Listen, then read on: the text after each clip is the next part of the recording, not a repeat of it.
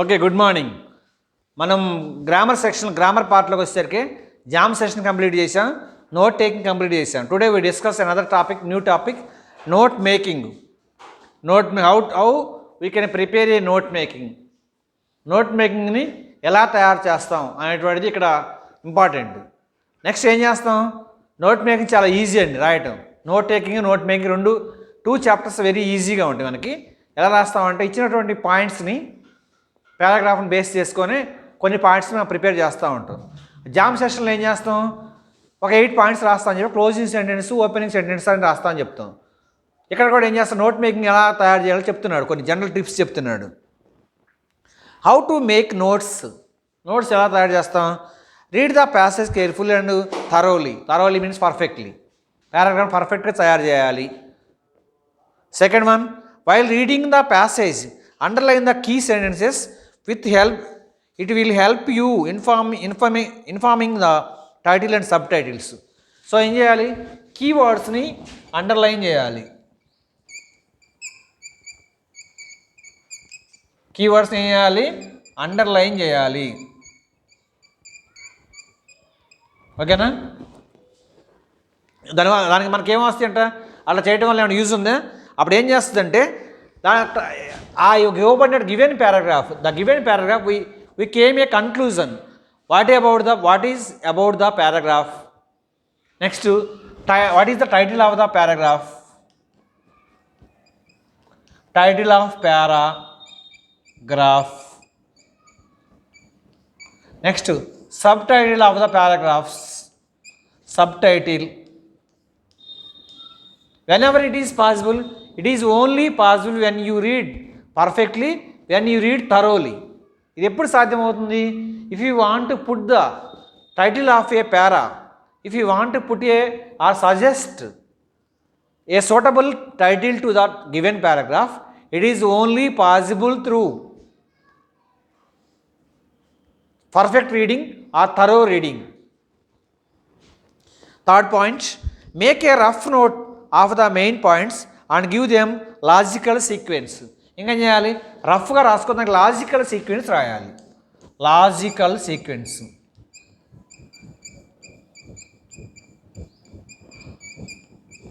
Logical sequence means మనం ఏం చేస్తాం? సపోజ్ ఒక బయోగ్రాఫికల్ స్కెచ్ రాయాలండి. ఇది లాజికల్ సీక్వెన్స్ అంటే ఇదే. మనం ఆల్రెడీ ఇంతకుముందు మనం 10th క్లాస్లో అటువంటి క్లాసులో మనం చూసి ఉంటాం. బయోగ్రాఫికల్ స్కెచ్ రాయాలని లాజికల్ సీక్వెన్స్ లేకుండా బయోగ్రాఫికల్, మీరు ఆల్రెడీ 10th క్లాస్లో పేపర్ 2లో బయోగ్రాఫికల్ స్కెచ్ వస్తుంది. Write a biograph sketch of SP Balasubrahmanyam, write a biograph sketch of Abdul Kalam, write a biographs Pratibha Patil, biographical sketch ఒకటి వస్తుంది. ఈ బయోగ్రాఫికల్ స్కెచ్ రాసేటప్పుడు మనం ఏం చేస్తాం? ఒక సీక్వెన్స్లో రాస్తాం. ఏంటిది లాజికల్ సీక్వెన్స్? ఎలా ఉంటుంది తెలుసా? ఫస్ట్ నేము, నెక్స్ట్ ఫుల్ నేము,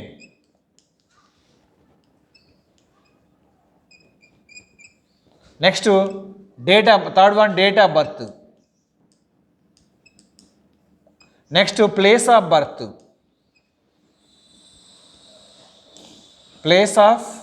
birth, next parents names,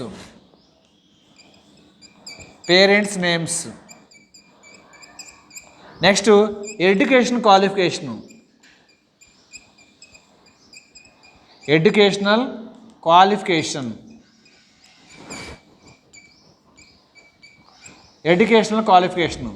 next career, next honours, next achievements, next passed away. ఇట్లా రాస్తామండి. This is the logical sequence while we are preparing a biographical sketch or whatever the given paragraph. Years కనుక ఇస్తే ఇయర్స్కి ఒక logical sequence రాస్తాం. ఏం రాస్తారు? First name రాస్తాం, నెక్స్ట్ ఫుల్ నేమ్ రాస్తాం. ఇది లాజికల్ సీక్వెన్స్ అంటే. Name SP Balasubrahmanyam, full name Sripathi Panditaradhyula Balasubrahmanyam, date of birth, ఆ డేట్ ఆఫ్ బర్త్ ఏదైతే రాస్తాం. Next place of birth Konetampeta Nellore district, వాళ్ళ పేరెంట్స్ నేమ్స్ ఏమైనా ఉంటే ఆ పేరెంట్స్ నేమ్స్ రాస్తాం. ఎడ్యుకేషను అతను ఏం చదివాడో అవి రాస్తాం. వాళ్ళ అది కూడా first 10th inter degree B Tech అట్లా గ్రాడ్యువల్ కోర్సెస్ని top to bottom to top రాస్తాం అన్నమాట. కెరియర్ ఎక్కడ జీవితం ఏదైనా జాబ్ ఏదైనా చేస్తే అక్కడ రాస్తాం. ఆ జాబ్లో సంబంధించి తన జీవితం ఎలా ఉందో రాస్తాం. నెక్స్ట్ హానర్స్, ఆ జాబ్లో ఏదైనా గౌరవప్రదమైన వృత్తి కాబట్టి అన్నింటిలో ఏమైనా అవార్డులు రివార్డులు ఏమైనా ఇస్తే అవి రాస్తాం. ఇంకేమైనా ఇతరత్ర ఏమైనా సాధిస్తే అవి రాస్తాం. భారతరత్న, పద్మవిభూషణ్, పద్మభూషణ్, పద్మశ్రీ అనేటువంటి అవార్డ్స్కి ఏమైనా వస్తే అవి అచీవ్మెంట్స్ కింద రాస్తాం. నెక్స్ట్ పుట్టిన ప్రతి మనిషికి ఏదో ఒక రోజు చనిపోవాలి కాబట్టి ఈ పాస్డ్ అవే అని రాస్తాం. ఈ పాస్డ్ అవే 16 సెప్టెంబర్ 2020 అలా రాస్తాం. సో ఇది logical sequence. While we are preparing a note making should follow the logical sequence is also very very important. ఓకేనా? Use any formats you like, but it should depend on the theme of the passage. A little practice will you make you adapt the note making. మనకేం కావాలి? ఒక note making తయారు చేయాలంటే మనం చాలా ప్రాసెస్ని follow కావచ్చు. అయితే ఏం కావాలంట? A little practice will you make you adapt ఈ నోట్ మేకింగ్. నోట్ మేకింగ్ తయారు చేయడం కొంచెం ప్రాక్టీస్ కావాలి. సపోజ్ మనం ఒక డేటా ఇచ్చాడండి. సపోజ్ సెన్సెస్ డేటా ఇచ్చాడు అనుకోండి, దానికి ప్రాక్టీస్ కావాలి. సెన్సెస్కి ఏం చేస్తాం మనం? జనాభా లెక్కలకి బార్ డయాగ్రామ్స్కి ఇస్తాం. ఇది 2000, ఇది 99, 2001, 2010, 2021. సెన్సెస్ 10 yearsకి ఒకసారి చేస్తారు కదా. ఇట్లా ఏం చదువుతుంది? గ్రాడ్యువల్గా పాపులేషన్ ఇంక్రీజ్ అవుతూ ఉంది. బార్ డయాగ్రామ్కి ఇస్తాం. ఓకేనా? నెక్స్ట్ డిసెండెంట్స్, వారసత్వాల గురించి చెప్పడానికి, లేకపోతే రాజుల యొక్క పరిపాలన గురించి చెప్పడానికి ఏం చేస్తారు? ఫ్లో చార్ట్కి ఇస్తారు.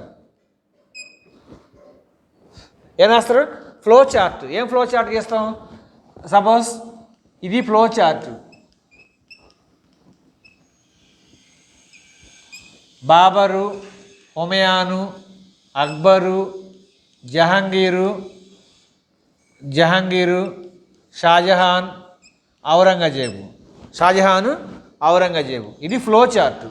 వంశావళి గురించి చెప్పడానికి థ్రోన్స్ ఆఫ్ డిసెండెంట్స్ అంట, దాన్ని డిసెండెంట్స్ అంటే సింహాలు, రాజసింహాసనాలు వాళ్ళ యొక్క వారసత్వం గురించి చెప్పడానికి Babur, హుమయాను, Akbar, Jahangir, Shahjahan, Aurangzeb.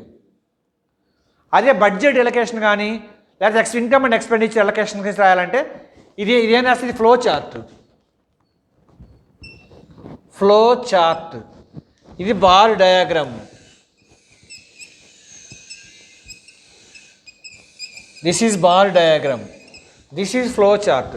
Income and expenditure డిస్ట్రిబ్యూషన్లో ఏం చేస్తాం? లేకపోతే అలొకేషన్ ఆఫ్ బడ్జెట్లో ఏం చేస్తాం? ఒక సర్కిల్ ఒకటి గీసి దాంట్లో దీన్ని పై చార్ట్ అంటారు. పై చార్ట్లో ఏం చేస్తారు? ఇన్కమ్ అండ్ నెక్స్ట్ క్లాత్స్, ఒక family income, clothes, education, rent, food, other expenses, ఇతర ఖర్చులు. ఇలా సీక్వెన్స్ ఎలా రాస్తామంటే దాని యొక్క సందర్భాన్ని బట్టి మనం డ్రా చేస్తూ ఉంటాం. సెన్సెస్కి అయితే బార్ డయాగ్రామ్ ఉపయోగిస్తాం. వంశావళి గురించి చెప్పడానికి డిసెండెంట్స్ ఆఫ్ థ్రోన్స్, రాజులు, సింహాసనాలు, వంశాల గురించి చెప్పడానికి మనం ఫ్లో చార్ట్ను ఉపయోగిస్తాం. నెక్స్ట్ ఇన్కమ్ అండ్ ఎక్స్పెండిచర్కి వచ్చేసరికి పై చార్ట్ను ఉపయోగిస్తూ ఉంటాం. అలా ఆల్వేస్ రిమెంబర్. ఇంకా ఏం చేయాలంట? కొన్ని విషయాలు గుర్తుపెట్టుకోవాలి. They should be short and to print. చాలా షార్ట్ కట్ మెథడ్లో ఉండాలి ప్రింట్ తీసుకోవడానికి. They should have all the important point and relevant information. సంబంధిత సమాచారాన్ని మాత్రమే మనం ప్రొవైడ్ చేయాలి. ఏదైతే రిలవెంట్ ఇన్ఫర్మేషన్ మాత్రమే రాయాలి. సపోజ్ మనకున్నటువంటి పార్లమెంట్ సెషన్లో 3 parts, డెమోక్రసీలో 3 parts ఉంటాయి. ఈ డెమోక్రసీ కంట్రీస్లో 3 parts మెయింటైన్ చేస్తూ ఉంటాయి కంట్రీ మొత్తాన్ని. ఏంటి అవి? Legislature, executive, judiciary. దాని లెజిస్లేచర్ అడిగితే లెజిస్లేచర్ గురించి రాయాలి, ఎగ్జిక్యూటివ్ అడిగితే ఎగ్జిక్యూటివ్ గురించి రాయాలి, functions of executive, functions of legislature, functions of judiciary. అవి రిలవెంట్ ఇన్ఫర్మేషన్ అన్నమాట. ఎగ్జిక్యూటివ్ అడిగితే లెజిస్లేచర్ అడిగితేనేమో జ్యుడిషియరీ రాయడం అట్లా ఉండకూడదు. ఏం రాయాలంట? They should have all the important relevant information. Important points మాత్రం రాయాలి. నెక్స్ట్ రిలవెంట్ ఇన్ఫర్మేషన్ రాయాలి. Information should be systematically divided and sub divided. అది చెప్తుండు. ఏం చేయాలి? ఇన్ఫర్మేషన్ ఎలా రాయాలంట? టైటిల్ పెట్టాలి, సబ్ టైటిల్ పెట్టాలి, మెయిన్ హెడ్డింగ్ సబ్ హెడ్డింగ్ పెట్టాలి. అట్లా ఉండాలి. ఎందుకని? ఈజీగా చూడటానికి కూడా. Use universally recognize symbols and the abbreviations where necessary and provide the key to the abbreviations. తర్వాత యూనివర్సల్లీ రికగ్నైజ్డ్ సింబల్స్, వాటిని ఏం చేయాలి తెలుసా? ఆ సింబల్స్ ఉపయోగించాలి. నెక్స్ట్ ఎబ్రివేషన్స్ కూడా ఉపయోగించాలి. సింబల్స్ ఏం చేస్తారు? సపోజ్ యూనివర్సల్లీ సింబల్ ఏంటి? ఇది ఉంది ఇట్లా,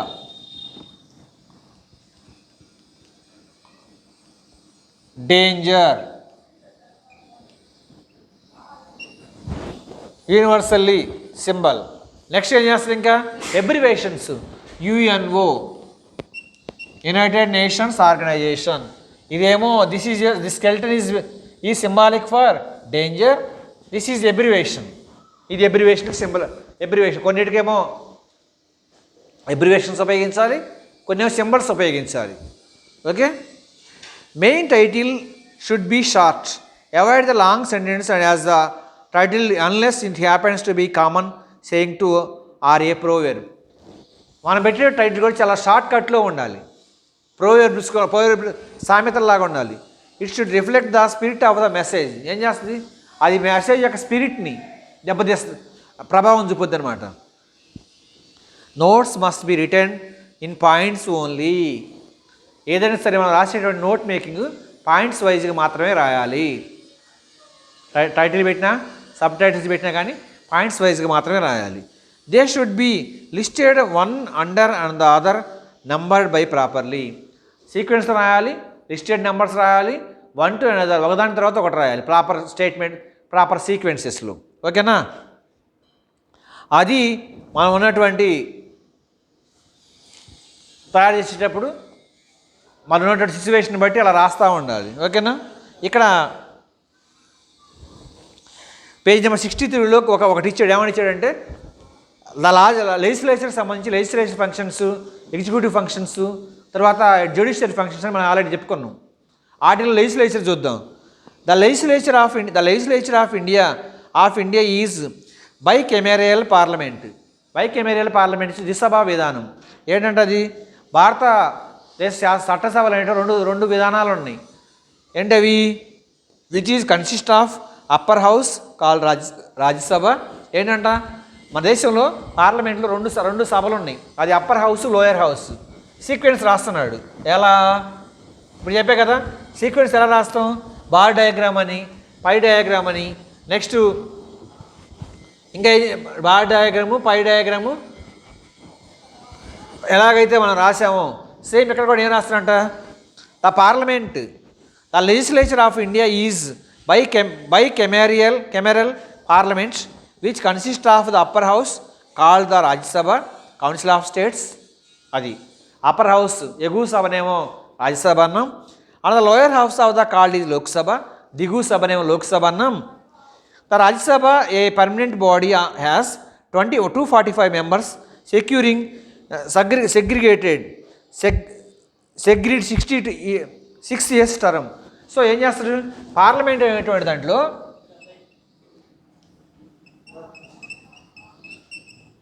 అప్పర్ హౌస్,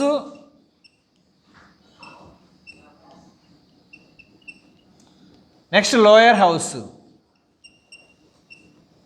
ఉన్నాయంట.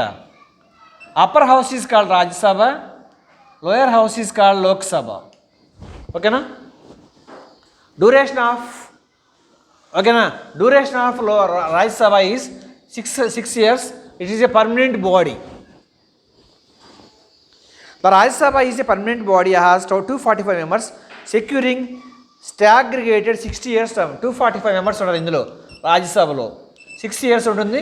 అది పర్మనెంట్ బాడీ అనమాట. నెక్స్ట్ ఇంకేం చెప్పాడు? Most are elected indirectly by the state and the territorial legislatures in proportion of to the state population. State population బట్టి మనకి రాజ్యసభకు ఎలక్ట్ అవుతూ ఉంటారు. అది కూడా ఇండైరెక్ట్గా వస్తారు. They are not elected by the people. 245 members ఉంటారు అందులో. ఓకేనా? ఇండైరెక్ట్గా ఎలక్ట్ అవుతారు. Legislature are proportion to the state of population. 543 of the Lok Sabhas. 540 members are the directly elected by popular vote to represent of individual constituencies for 5 years. ఇది 6 years అయితే ఇది 6 years అవుతుంది Rajya Sabha. Lok Sabha 5 years అవుతుంది. దీనిలో 245 members ఉంటారు. దీనిలో 543 members ఉంటారు. This is called upper house, this is called a lower house. This represented the members are elected by the members elected by the indirectly elected by the MLAs or member of legislative assemblies. Members elected by the people. ప్రజల చేత ఎన్నుకోబడతారు. Directly elected by popular votes representative of individual constituencies for 5 years. Period duration కూడా చూడండి. It's a permanent body, it is a temporary body. Its duration is 6 years, its duration is 5 years. The other 2 members of the are nominated to the president from the Anglo-Indian community. 543 plus 2 is equal to 545. 543 members elected by the people. Remaining 2 people are nominated president of India. They are called as the Anglo-Indians. Indian community. If in his opinion the community is not adequately represented, the executive branch consists of president, vice president, council of ministers headed by the prime minister. Councils ఎలా ఉంటారంట? Executive బ్రాంచ్లో executive branch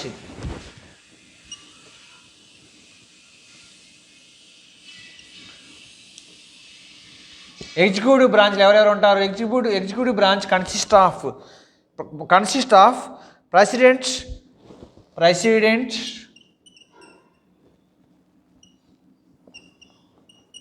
vice president,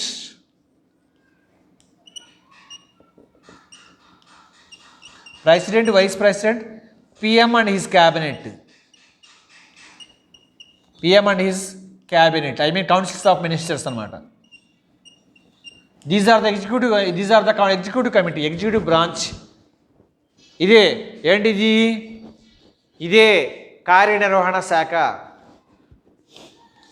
Any minister hold a portfolio must be a member of either House of Parliament in the Indian parliamentary system.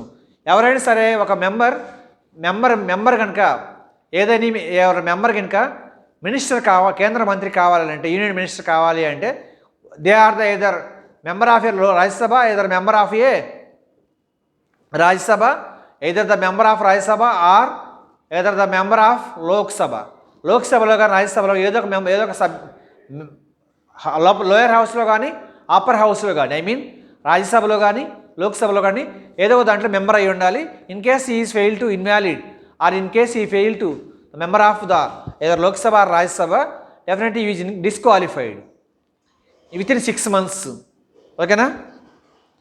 The executive is subordinate to the legislature with the prime minister and council being directly responsible to the lower house of the parliament.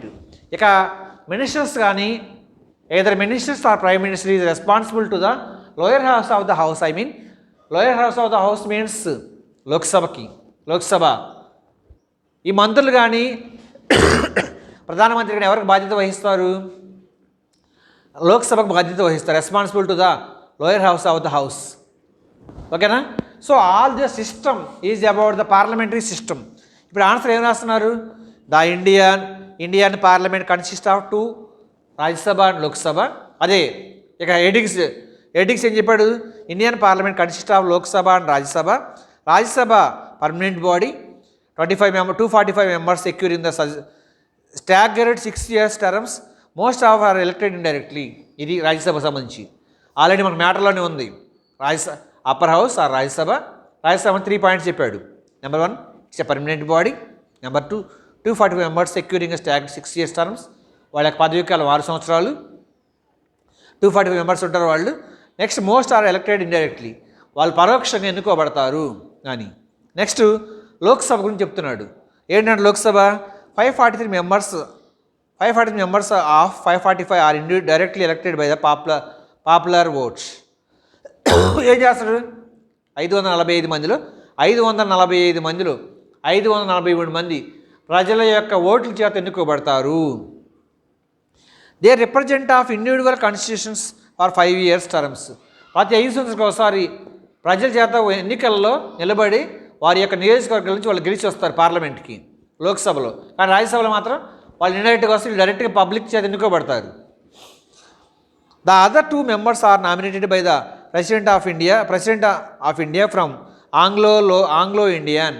అది ఇక మిగతా ఇద్దరు ఉన్నారు కదా, 545 members ఉంటారు లోక్సభలో. అందులో 543 members they are elected by the voting system of by public. ప్రజల చేత ఎన్నుకోబడినటువంటి వాళ్ళు, ప్రజలు ఓట్లేసి ఈ 543 మెంబర్స్ని ఎన్నుకుంటారు.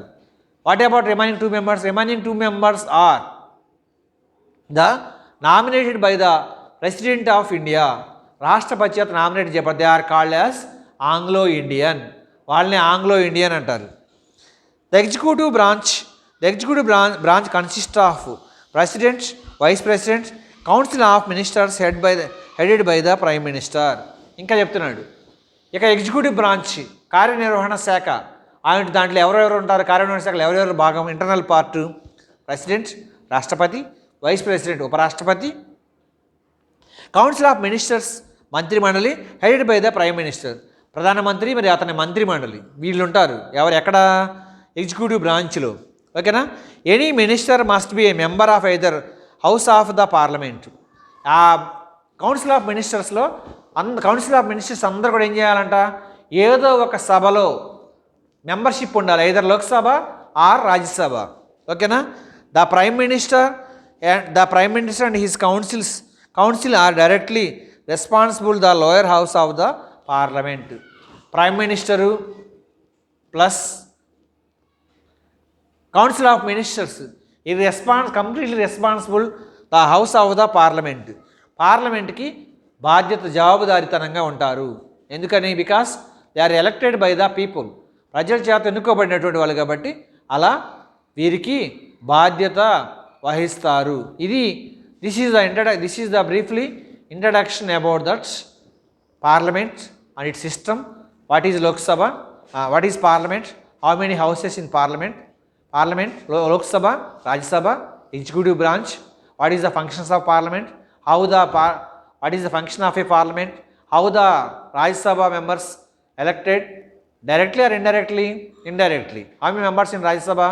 245 members. How many members in Lok Sabha? 545. Out of 540, only 543 members are elected by the people. Remaining 2 people are elected by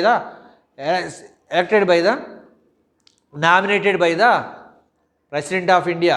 They are called as Anglo Indians. Okay na? This is the introduction about the parliament and its functions. Okay, thank you.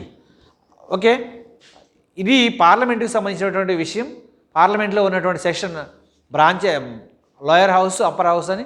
Lower house is called Lok Sabha, upper house is called Rajya Sabha. In Lok Sabha 545 members, Rajya Sabha 245 members. How they are elected, which body is permanent, which body is